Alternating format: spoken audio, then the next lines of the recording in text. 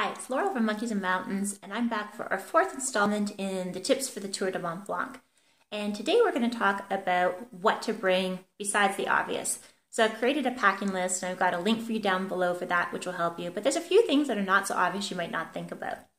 So the first thing I want to talk about is an adapter. Now, if you're coming from the US or any place else where the adapters are different, or the electricity is different, that's really important. But not only an adapter.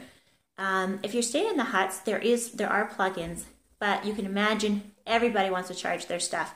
And if you have more than one device, as I did, I had my Kindle, I had my phone, I had my camera, it can be really, really tricky. So I really recommend bringing not only an adapter, if you require one, but also one that has multiple prongs so that you can plug in all your devices and make sure that they get charged.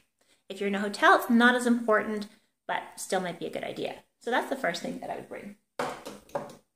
Second thing I would bring, and this made such a difference to me, is Compeed. So much better than bandages. I was really surprised. I got really bad blisters on my heels, even though I've had my hiking boots for 4 years. And it was actually on Twitter when I mentioned I was doing the Tour de Mont Blanc. About 10 different people said, you got to have Compeed. It's absolutely amazing. Highly recommend these. Buy some, put them in your backpack. Absolutely, probably the best thing you can ever have for blisters, which I hope you don't get, but it can never be too safe because blisters can really wreck your trip. So Compeed. The third thing is some kind of electrolyte powder. So on the Tour de Mont Blanc, you will stop at a couple of villages, but there's not places along the way where you can buy Gatorade or stop for snacks. So you want to bring all of your food and snacks with you from the beginning of the trip.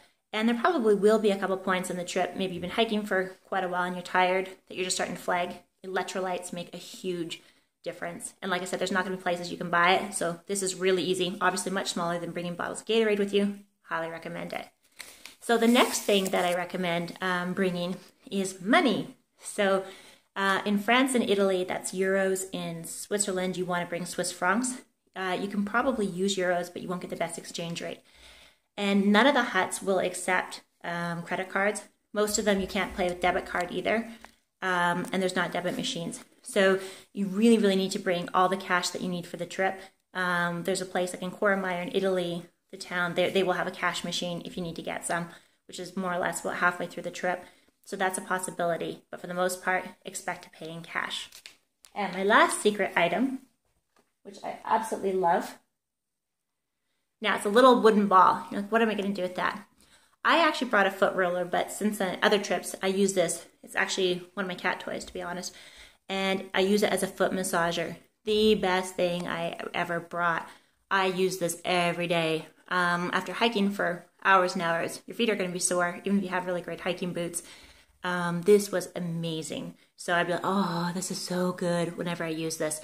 This doesn't take up much room, much smaller than a foot roller. So I highly recommend bringing a foot roller, wooden ball, something to massage your feet because they will be sore. So I hope that helps you with your packing list. If you have any other questions, you can just send me an email. Okay, talk to you later.